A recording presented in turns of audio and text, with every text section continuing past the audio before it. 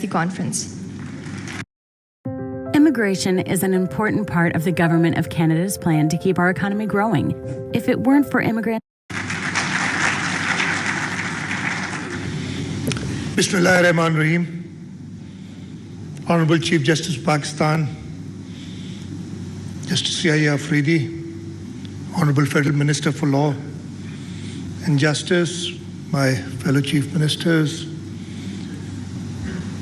Judges of the Supreme Court, Chief Justices of the High Court, ladies and gentlemen, Assalamu alaikum. It's indeed a privilege to participate in this National Conference on Prison Reforms convened by the National Judicial Policy Making Committee. I express my sincere gratitude to the Honorable Chief Justice of Pakistan and the Law and Justice Commission of Pakistan for bringing together key stakeholders to deliberate on an issue that lies at the intersection of justice, governance, public safety, and human dignity. When the state lawfully deprives an individual of liberty, it assumes responsibility for that individual's safety, dignity, health, and opportunity for reform. A prisoner may lose freedom of movement, but not his humanity. The success of a correctional system is measured not only by the secure custody of the inmate, but also by its ability to prepare individuals for lawful and productive reintegration into the society. Across the world, correctional philosophy has evolved from punishment and isolation towards rehabilitation, reintegration, and reduction of recidivism.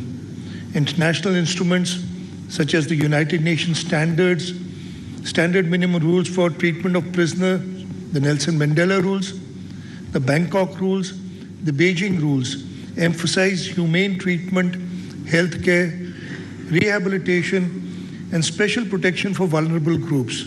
Articles 176 and 192 of our Constitution provide for judicial strength in the superior courts, while the strength of the district judiciary is determined by the provincial governments in consultation with the respective high courts. Timely justice therefore requires continued investment in judicial institutions at all levels.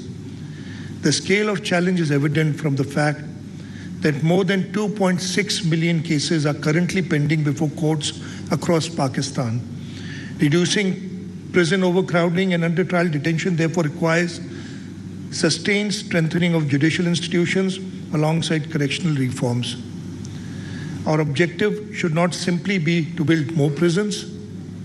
Our objective should be to build a more efficient, humane, and rehabilitative justice system that protects society while preserving human dignity. These principles are fully aligned with the reforms trajectory being pursued in the province of Sindh.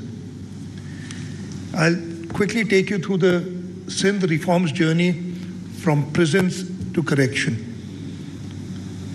Ladies and gentlemen, recognizing that the modern correctional system must go beyond custody and confinement, the government of Sindh undertook a comprehensive reform of its prison administration framework. Sindh became the first province in Pakistan to formally adopt a modern corrections-based framework that recognizes imprisonment not merely as a means of secure custody, but as an opportunity for rehabilitation, behavioral response, and successful reintegration into society. The legislation places prisoner welfare, healthcare, education, vocational training, legal aid, community corrections, family support mechanisms, and institutional oversight at the heart of prison administration. This reflects a progressive shift from a purely custodial model to a comprehensive correction and rehabilitative approach. Today, the Sindh Prisons and Correction Services administer 23 correction facilities across the province. These institutions currently house approximately 27,000 inmates against an authorized capacity of around 14,000. Ladies and gentlemen, the ultimate purpose of prison reform is not incarceration, it is transformation. Rehabilitation remains the cornerstone of Sindh's correction philosophy. Vocational and skill development programs are being expanded across correctional facilities, including training in sewing, carpentry, handicraft, technical skills, digital literacy, and other employable trades. Special programs for women inmates focus on livelihood opportunities, financial inclusion, and post-release reintegration. Sindh has also sought to place education at the center of rehabilitation efforts. Libraries have been established in prisons, and inmates are encouraged to pursue matriculation, intermediate, graduate, and virtual university programs. Educational achievements are recognized through remission incentives under the new law, encouraging learning, self-improvement, and constructive engagement.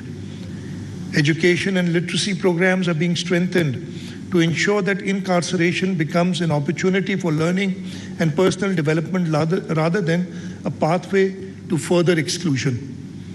Children residing with incarcerated mothers also being provided educational and developmental support to ensure that they are not deprived of opportunities because of circumstances beyond their control.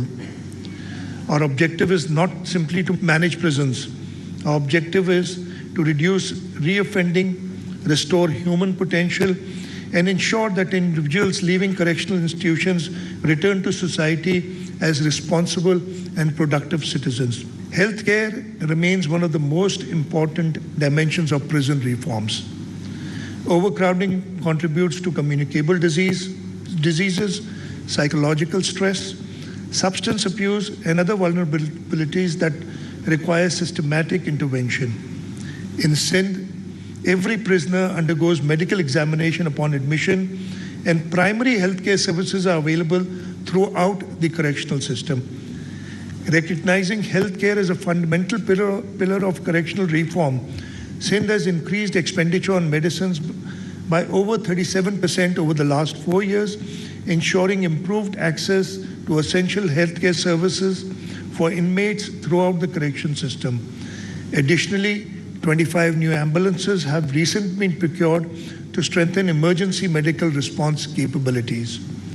The government also allocates approximately rupees 2.64 billion annually for provision of nutritious meals to inmates, reflecting a commitment to prisoner welfare and dignity.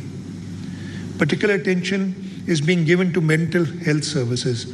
Mental health remains one of the most neglected aspects of correctional administrations worldwide. Prisoners are screened for mental health condition upon admission and referred to specialized institutions whenever required. Psychiatrists from government hospitals regularly visit correctional facilities to provide clinical support. Furthermore, 12 psychologist positions have already been sanctioned and their recruitment is underway. A dedicated drug rehabilitation and mental health center is also planned within the Malil Prison Extension Project. Ladies and gentlemen, prison reform is ultimately about the kind of society we aspire to become. A society committed to justice, a society committed to human dignity, a society committed to public safety, a society committed to giving individuals an opportunity to reform and to rebuild their lives. Let us continue building correctional institutions that reflect the aspirations of modern Pakistan, institutions that are secure yet humane, firm yet fair, accountable yet compassionate, institutions that protect society while preserving human dignity, institutions that do not merely confine individuals but help transform lives. Together, we can build a correctional system worthy of our Constitution, our humanitarian value, and a collective commitment to justice.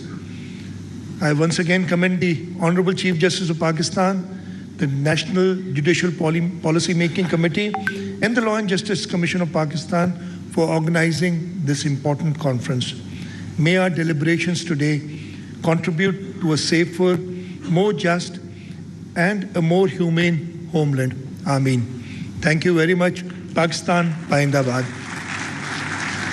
Ladies and gentlemen, today's dialogue has reflected our shared resolve to strengthen Pakistan's criminal justice system through collaboration, coordination, and accountability. To deliver the concluding remarks and to present the conference declaration, it is now my distinct honor to invite the Honorable Federal Minister for Law and Justice.